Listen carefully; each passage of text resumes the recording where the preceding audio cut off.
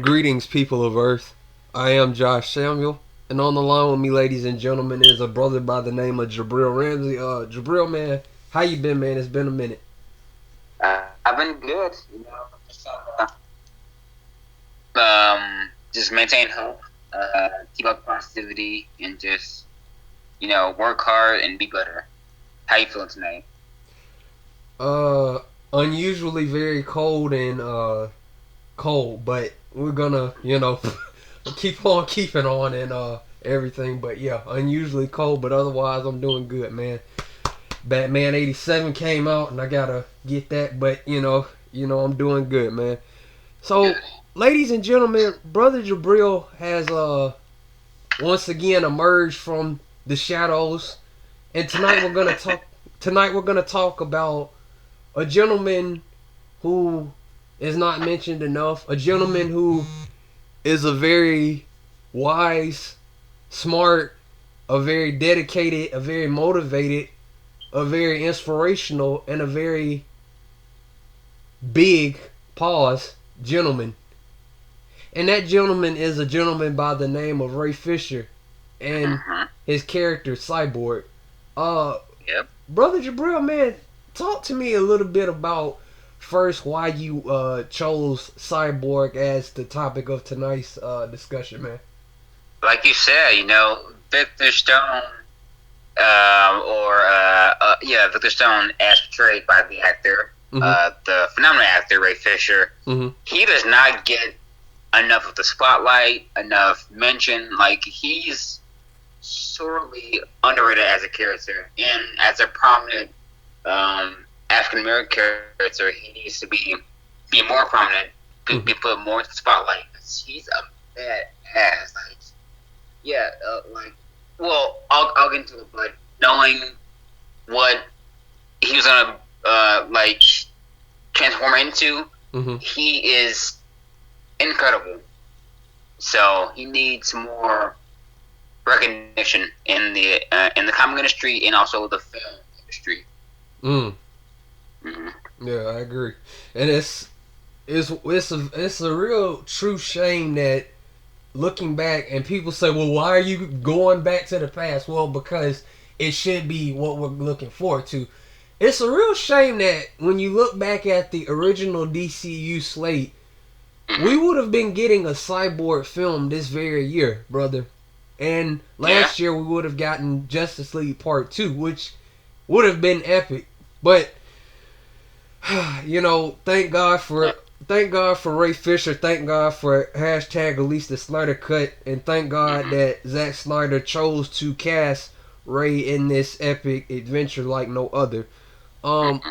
with that being said, brother, Jabril, man, how do you feel about Zack choosing Cyborg to be the heart of the story of Justice League, man? That's big.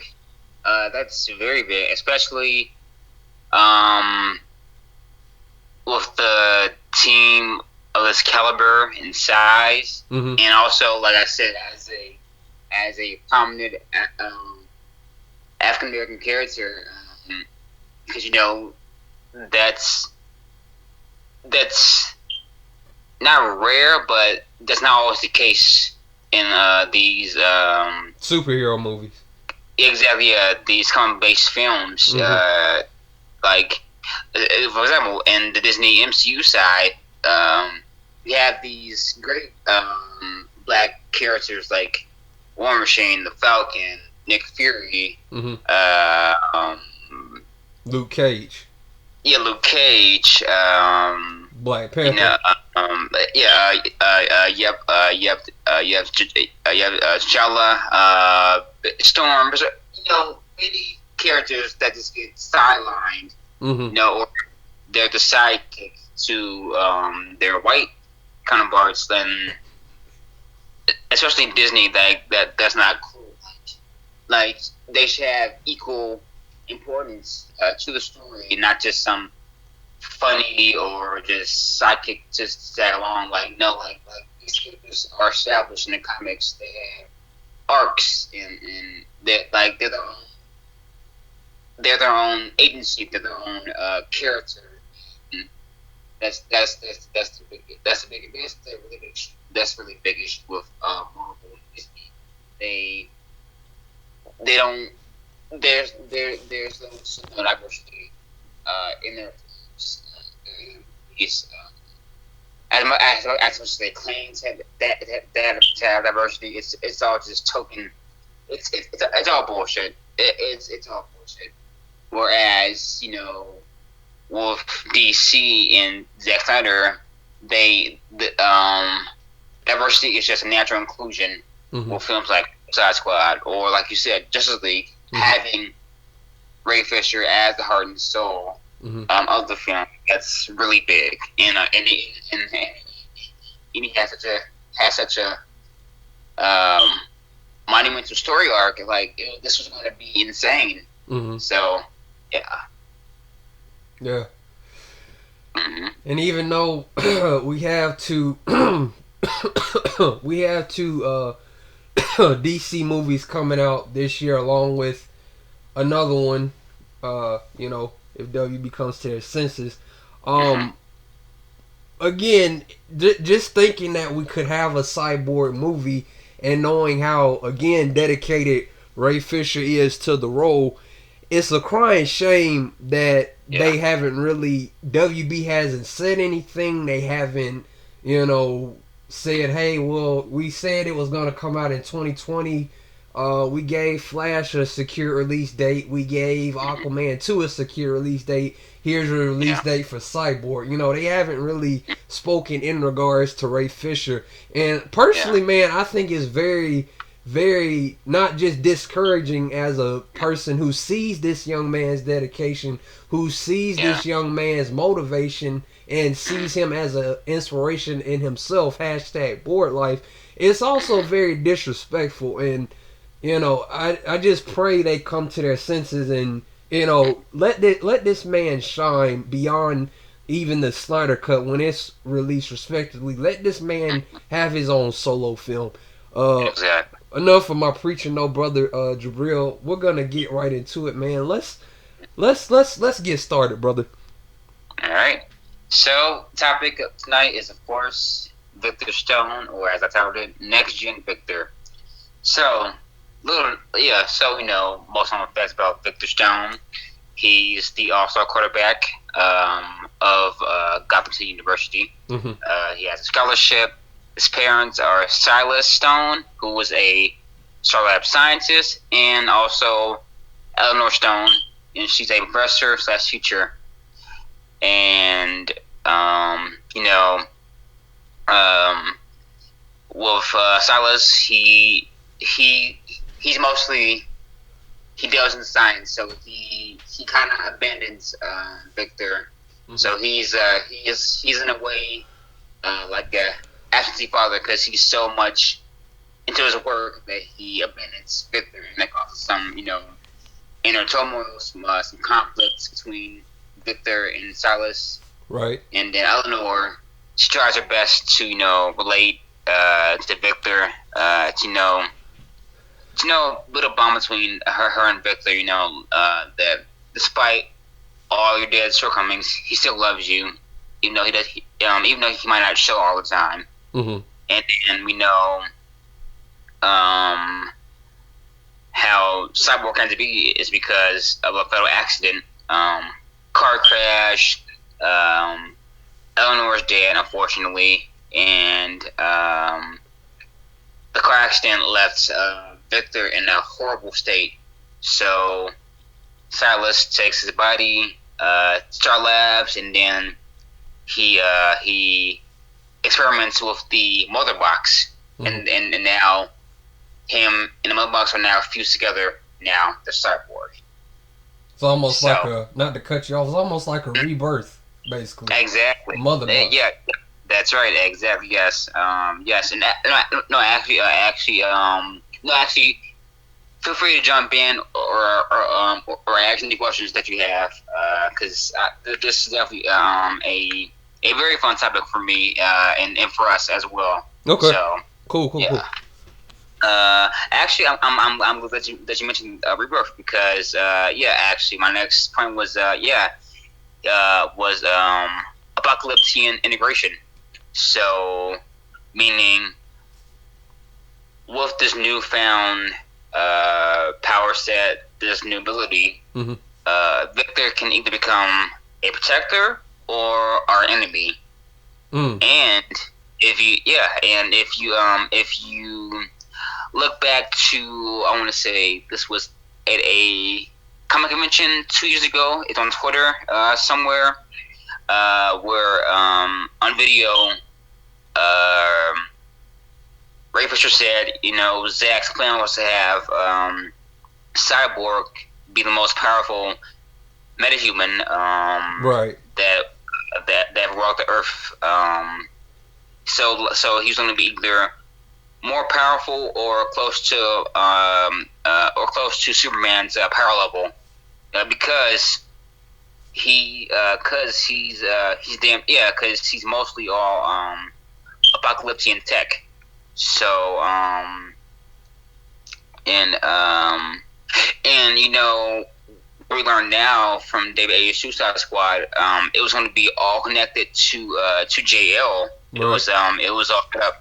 So in his original draft or concept, they're going to be parademons. So, and actually this ties into the first description or synopsis of Justice League, where it said, so like I think Empire Magazine said, there's a scene or there's a sequence where Bruce, Diana, Victor, and Barry goes to investigate Gotham seaport, like the abandoned tunnels, and that's where we find these cocoon or nest of parademons.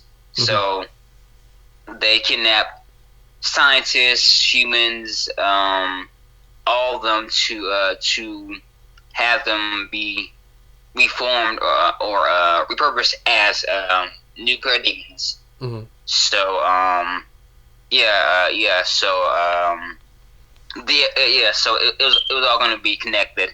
It was very intricate. So like one thing leads to another. So all connected. And in regards to So in regards to Apocalypse, let's say do you have any questions for me? No, it's just not really a question. It's just a thought. I'm glad you brought up that part about the parademons and how Suicide Squad and basically what Zack had planned is all going to connect. Because one of the common complaints about Suicide Squad, which to be fair, I personally still enjoy to a degree, it makes sense. It all makes Suicide Squad, what David Ayer intended, it all makes a lot more sense now. And especially, one of my big things was I didn't necessarily know why Enchantress was in the movie, but looking in the grand scheme of it, especially now with the parademons tying in, it all makes a lot more sense now. But that's just a thought. Yeah, no, because he's on a post he made recently. He said originally Enchantress was going to be under the influence or control of the Mother Box. Mm-hmm. So that's why she's like, stop praising this like new form of tech. These new gods essentially like bow down to the old gods. So instead of just talking, I guess, nonsense, it made more sense because she was under the control of the Mother Box. Mm-hmm. So basically to lay the groundwork for Stone Wolf's arrival. Mm-hmm. Of Earth. And so speaking of Victor's now upgrade, let's get into this. Let's get into scientific aspect. So what I wrote down is, or looked up, is quantum control fusion, which is basically a collision of nuclei in a field-bound molecule. So meaning, or so to make this more desegregated, basically having Barry be sent back through the Speed Force via time. Have Barry via time travel be sent back to the Speed Force. With help of Victor. So, quantum control fusion deals with wave pockets, quantum tunneling, and and actually we know of the scene, or it was So in the trailers, we see Victor yell while fusing with on the box. So that scene was actually revealed to be Victor yelling at Barry to, this is your time, go back and prevent dignity from happening. Go back because you failed once. So this is your redo. Go back to the Speed Force, do it again, so we can actually win this time and not be defeated, and not cause JO3 or the end of times. And with that being said, so in the theatrical mess of JO,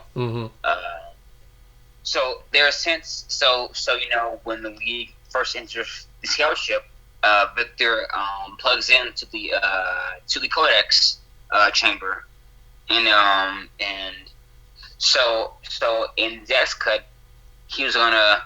So he sees the nightmare future, and that's why when Cal is resurrected, Victor's armor defenses are on a high, like they are on full alert because he already knew. Exactly. Yes. He saw what was coming, so it was foretold. That if Kal-El is, that if Kal-El rises again, he's gonna doom us all. He is your doomsday. Which, holy shit! Oh my god! Wow. So, BBS, how Lex said, birth from Zod, blood of my blood. Exactly. This is your doomsday. So essentially, once Calvin rises, this is the League's doomsday. Holy shit! Damn. That's awful. Oh man. Damn. Oh, this is so good. Damn. Wow. Yes. See, this is all this is all a cycle. This is all it all ties back. It's a comeback. So it's all ties. Yeah. This is basically, in a way, I guess, I say, it's that template. Joseph Campbell's hero journey. So JL 2 and 3, which is the Nightmare timeline, is the inverted and twisted hero's journey. So this is the hero's downfall. So so Zack was going to take these characters in some very interesting places. So wow, that's amazing. That's badass. That's wow. Just wow. Yep. So for biblical context, let's read these two paragraphs. So according to 1 Corinthians 119, it says, "For it is written, I will destroy the wisdom of the wise, and the cleverness of the clever I will set aside." So, let's break it down. So it says, "For it is written, I will destroy the wisdom of the wise." So, indeed, yes, the bell cannot be unrung. Mm-hmm. He's found us. He's hungry. So that's a little foreboding or foreshadowing of what's to come, or has come to pass, but will come to pass. Mm-hmm. And then it says, "And the cleverness of the clever I'll set aside." So, meaning Victor is getting all this knowledge, all this data, and he can either be corrupted by it, or he can use it to use it to his advantage. Mm-hmm. Because Victor is now he's plugged into everything. And we're not sure how deep he's plugged in. If he's plugged in deep, he has access to Apocalypse, to other universes. Like, this gets really deep because this can go really deep because he has this mass amount of knowledge. And actually, so have you heard of the Mobius chair from DC Rebirth? No, enlighten me, my brother. So basically, it is a I'm not sure if it's a new concept or old, but it's essentially an AI that has the history of the DC multiverse. And Batman. Yeah, so there's a panel where Bruce asked what's the true identity of Joker, and then there's multiple versions of Joker. Mm-hmm. So I'm thinking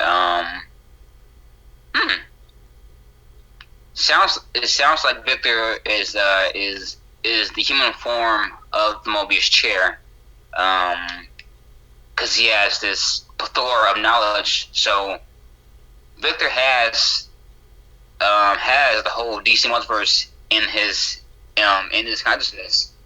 And I find that really fascinating because he can't really unplug. And with that it brings a very emotional aspect to his character because he's conflicted. He can't unplug. Mm-hmm. He feels alien because he is.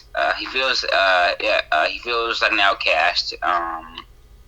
Which alien. He's black. That gets really metaphysical. Metaphorical. Metaphorical because we as black people, we feel lonely, outcast, right. alien in nature. So right. So it's another aspect to his character. But Victor is this so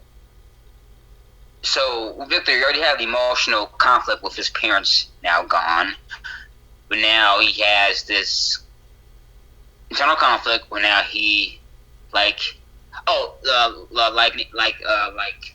during the PBS behind the scenes interview, he says Victor, his whole dichotomy is whether he's more machine than man, and that's the age-old conflict. But that not only speaks to our society, but to him as a character, or to him as a whole, like his fight is to stay human, or what we value as human. Mm-hmm. So that's his whole conflict, and I find that it his character is really deep. Like that's why I love these characters. Like they can get really deep. They are like I said, these characters are really relatable to us. It's very fascinating. Mm-hmm. It's very human. It's very relatable, and that's what I find interesting. And then to quote this philosopher, Lao Tzu, it's quote. It's very very old. It's timeless. Says, give a man a fish, and you feed him for a day.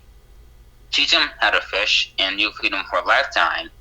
Victor, he has access to the grid, to all this ancient tech. So if he learns how to harness it and use it, it can be beneficial to him and also the team. Mm-hmm. So just things to think about. So yeah, Victor is sorely underrated as a character, and he needs to be more organized. Period. He's a badass. Yeah. So yeah, man. Any thoughts? Any jump in? Just jump in, man. I'm just blown away, man. Like the way you break it down, it really does, like you said, it really does go a lot deeper. And I don't. it's just crazy, man. Like this is what's in the Snyder cut. This is what just Ray Fisher alone. This is what his character was gonna be. His character has a story in Justice League, man, and it's just I'm trying to understand like what human being would sit down and watch Justice League and just say, yeah, let's take all this out, like all the stuff that made sense, and let's just put all this in, man. I don't have outside and inside sabotage. Yeah, and I want to talk. This may seem a surprise to the people listening and the people on the sidelines, but I want to talk a little bit about that, brother. If you don't have any. Now. Yeah. Now, as most are aware, I did a stream with a good brother by the name of Jacob Torres. Shout out to him. Now, we talked a little bit about the whole behind the scenes of, Justice League after post Batman v Superman, leaks and, Christopher Nolan's involvement initially, even though he had to go and do his own films. Joss Whedon being brought in to apparently quote unquote lighten the movie and add, more unnecessary reshoots and this, that, and the third.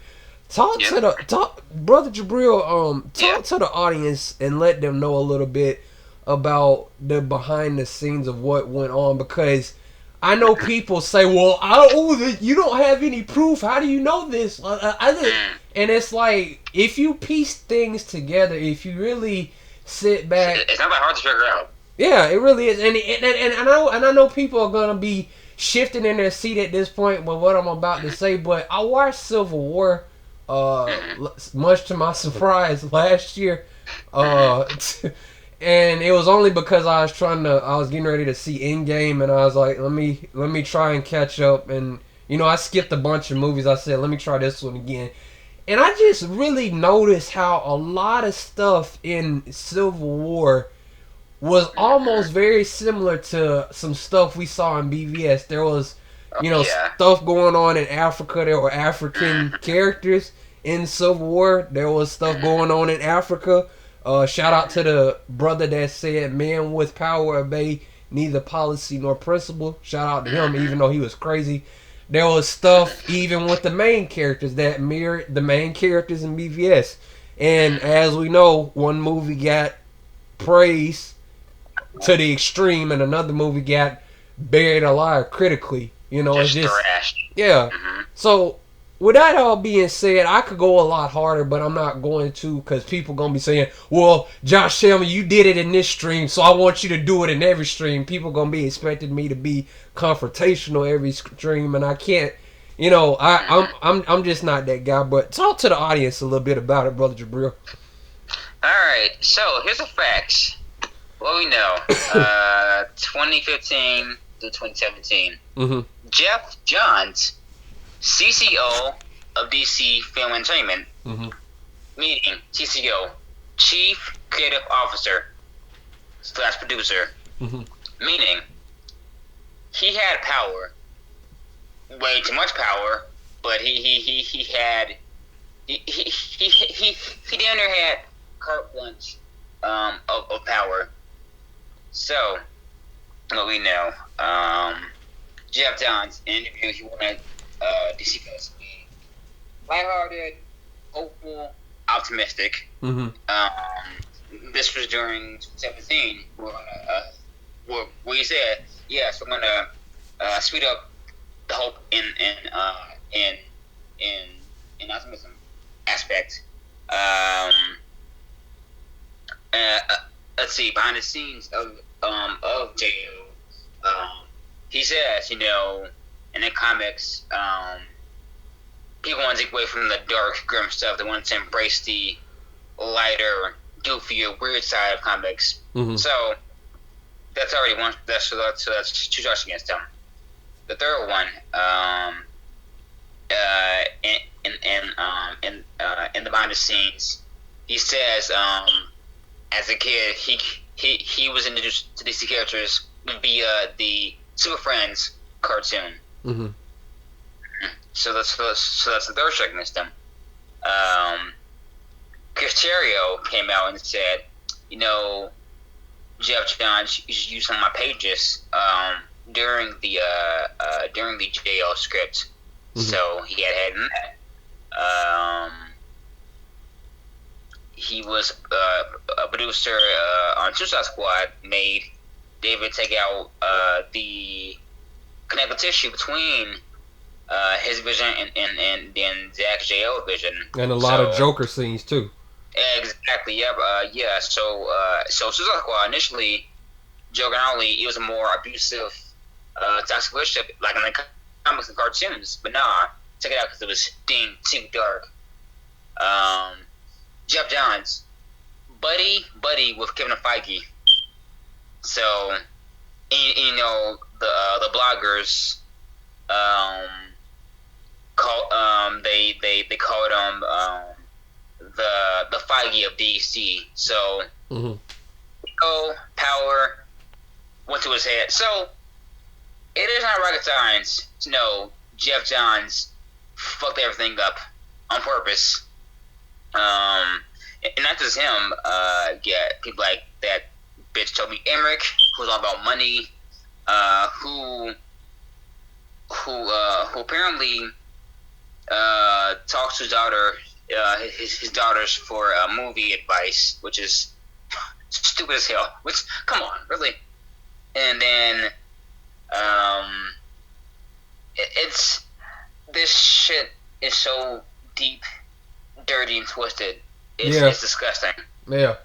And then, not to cut you off, brother, but then and Fran brings this up a lot, has brought this up a lot, shout out to him, to let headlines, because the headlines, the bloggers, and the blue checks are going to be mean to Zack anyway, to allow them to basically create this false narrative and about what really happened with Justice League and Zack stepping down and all this and that and the third, when we know it goes a lot deeper than that. You guys were running scared and everything and this, that, and the third, to allow all these narratives to come out and Zack having to come out and say, speak about it during a very difficult time. That's also, again, a big massive disrespect on WB's, part. Very disgusting. And that makes me raise my eyebrows even further than my head at them. But, that's a whole nother topic. Go ahead, brother. So, with Jeff, John Berg, Diane Nelson, Toby Emmerich, So Toby, Diane, John, mainly money people. They were the investors. Mhm. Jeff, CTO at the time of comic books and also the film side of things. What else? Oh, bots. Bots used on social media Mhm. during BVS. So, example, one tweet says BVS is nothing more than a long shot of Batman Superman crying in the rain. So then that kept being replied over and over again. Mhm. Same thing that happens to Venom. Bots used to attack that movie. Mhm. Didn't work. It made a hell lot of money. Right. So there's this formula, and we know, turns out Disney has retired FBI or like retired like analytics people Mhm. who can launch bot attacks. So So Disney very shady. And we all know that. Oh, just recently, the whole hashtag Say Spider-Man bot bot launch. Yeah, I saw that today. Because you know, because because we know, Sony was gonna have Spidey out in the MCU, Mhm. the big fucking bizarre character. Right. So finally they have balls, and then bot campaign, and then you got the cultist fanatics just raising hell Yeah. about him. So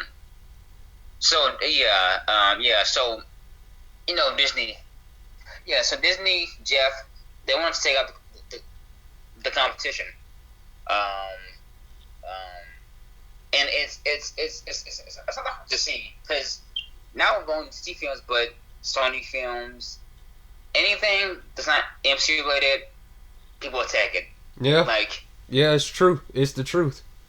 It's not hard to look like it is not rocket science or it's not quantum computing to tell like Disney is dirty as hell. Like they are very filthy. Yeah. Like you don't think they have major influence? They do, unfortunately. But thank God studios are willing to fight back. How about Sony? So Sony, shout out to Blumhouse, Universal, Yeah. Paramount. Yeah. Shout out to them for having new content, fresh content, and just having balls to stick with their vision, some degree. So so Jeff Johns inside job, Disney outside influence, bots, bloggers on their side, verifieds, critics, Rotten Tomatoes. So everything they can launch at their disposal to stifle and damn kill the DCEU and Zack and David and Patty's vision. Mhm.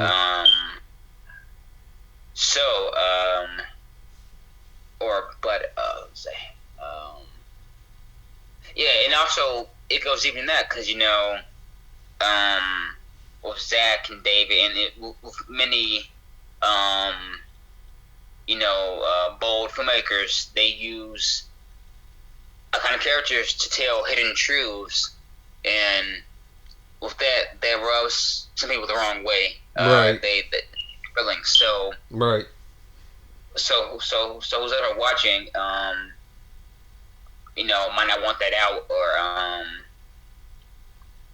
just a lot of shady, corrupt shit that can be used that can be used in art form to tell what's happening behind the scenes. So that's the reason why they sabotage this universe. Mm. But I said, but I said, let's say this: we have the power. I said, let's say this is that they sabotage it. We're trying to sabotage it. They sabotage it. Again, look at but we have the manpower, the lady power to take it all back to resurrect the vision. We have the power. We just have to be persistent, dedicated, focused, and we can have our back. How do you think they get Danica released? Yeah. How do you think they get Young Justice season 3 out there? Yeah, exactly. Lucifer. Yeah. Yep. Many canceled shows, movies. Freaking X-Files meant to come back. Yep. And having that and having that happen by relentless fan campaigns. So for those haters, those dumbass motherfuckers to say, like, no, move on, it's not happening. Like, it won't work. Like, no, fuck that, fuck you. We can make this happen. We have the power. Just believe in yourself. Believe in us. Don't give up. Zack hasn't given up. David hasn't given up. Deborah hasn't given up. Like, do it for them. Do it for them. Like, they gave everything to give you a badass vision. Right. Come on. I don't care if you're tired. Think what Zack went through. And think what everyone went through. Yeah. Exactly. So I'm not giving up. I can't give up. We can't give up. So. And if you're a fan of his movies, why should you? Mm-hmm. If you're a fan, if you're a fan of his, if you're a genuine fan of his movies, you should never give up. Always believe and have hope. You know. And see, that's the main core. That's the main message of those movies, is that regular individuals like me, you,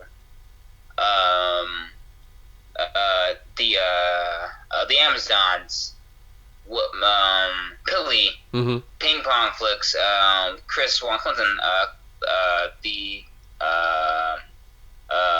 Matt and Shane from Comedy Parks, like all of us, like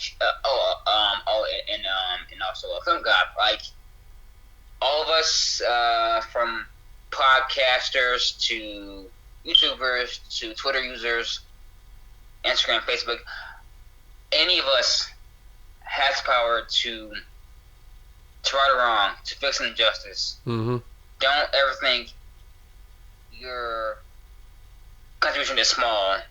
Like, every little bit helps. Every little bit helps. Exactly. We have the power to change things for the better. Yeah. We have the power to make positive and lasting change. Just regular folks like us. Yeah. And just keeps us fueled, motivated. But it's all of us. Like from EVS. If you see this monument, look all around you. Exactly. It's powerful, but it's true. It's very true. Even in these times. Definitely. Yeah, it's very true. So, yeah, just, guys, I know the last few days has been tumultuous and a lot of turmoil, but guys, fuck the noise. All that is just bullshit distraction.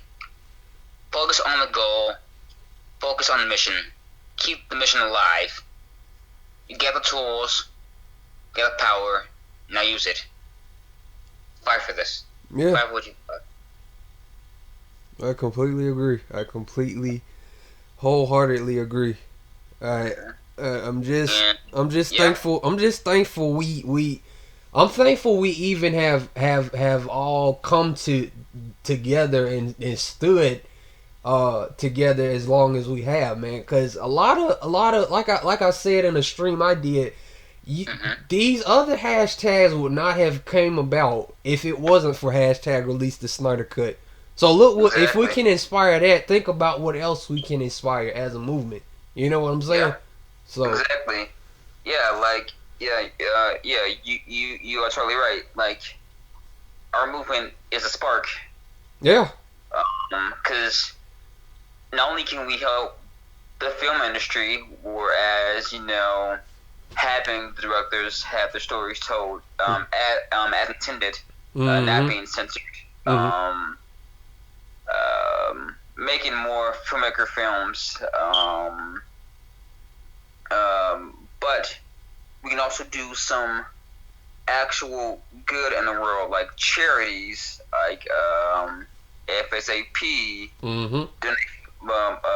donate food to the homeless, raising money for arts for the underprivileged youth. Yep. So this movement is not only about a film; it's about being real life heroes. Yes. And what we can do to make the world just a bit better, just that much more nice. Yes. Give the world some hope. Yes. Because especially in these dark times, we all need hope. Yes. Hope and faith. Yes. Yeah, that's deep, man. That's deep. Yeah. And much to the haters and the negatories' surprise, this all started with Man of Steel. This all started with the vision that Zack Snyder and Chris Terrio, and to some degree, I guess, David Goyer. But this started with the vision that they all had for us. And, it's just great to see it, expand and become something such as this. And, as I always say, just keep hashtagging no matter what anybody has to say, no matter what anybody on YouTube, Twitter, Facebook, MySpace, if you still use MySpace, no matter what a detractor says, if you stand by something and if you believe in something, keep doing it. Do it because you want to do it, and do it because it's the right thing to do. Don't worry about who's watching, and don't do it just because somebody is watching. Do it because it's the right thing to do and you want to do it, and because you want to be that change. Like Jibril Ramsey just said. Yeah, exactly. And thank you. And like I've said, speak it, stand firm in your beliefs. Yes. And put it out into the universe, and make your goal, make your dream, make it tangible. Just stand by it, stand firm, and it'll happen. Yes. Yeah. Wow, yeah, this is this is getting really, no, this is good. This is getting really deep, emotional, and very motivational, which we need. Yeah. We definitely need. Yeah, everybody needs a little motivation, man. Everybody needs a little motivation. Well, Brother Jibril, did you have any more to add before we conclude, man? Go ahead. Yeah, big ups to Ray Fisher. You are the man, and we are fighting because it is totally unfair and highly disrespectful of WB to damn near ruin this man's fresh career because he's a upcoming actor. Yeah. This was his first major gig, and his acting chops and his presence is incredible. And he's such a sweetheart. Like he's incredible. His smile is because I met the guy back at Comic-Con or in Chicago. Oh right, right. And his smile, his radiance, this man's an angel. Like he's an angel, and like to know he was giving his all, like his performance needs to be seen. Just like all the other characters, they need to have their characters restored properly, we need to bring justice to the Justice League. Yes. Warner Bros., come to your damn senses, release the Snyder Cut, release the Ayer Cut, and make some money. Win. Just take home a W. Several W's. Yeah. Give Cyborg a movie. Give Ray Fisher his movie that he's owed. Cyborg can definitely be a substantial film on its own because his character is so untapped. Like, he has so much potential. Like, it can be an amazing film. Yeah. Just give him a solo.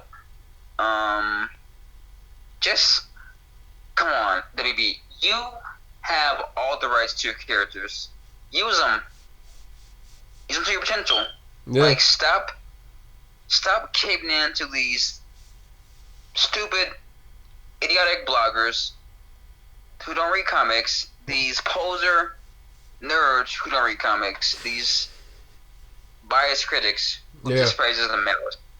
Like, grow some balls, stop being pussies, and take back your crown as filmmaker-driven studios. Please. Hashtag. That's all. Yeah. Like, we stand behind you. Like we will support these films. Joker, support it. $1 billion, boom. And again, $1 billion does not mean success. Transformers makes $1 billion, and they are there to be desired. They're fun movies. Well, definitely, they're a lot more fun than the MCU flicks. Because Transformers, they're dumb, loud, and big, but they know what they are. They're a lot more enjoyable and fun than the MCU flicks. And that's my stance. But they make $1 billion, but they know they are. They're just dumb blockbusters. They're fun, just like the MCU. Dumb blockbusters, which are subjective fun. So, but you can take off your crown. You can like, go back to the studio that made films like Matrix, Harry Potter, Lord of the Rings. These epic, grand stories.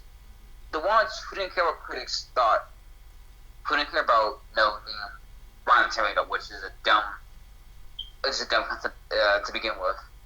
Who didn't care about what critics or how much money a film made. Right. But still by your directors, still by the story, the stories that are being told.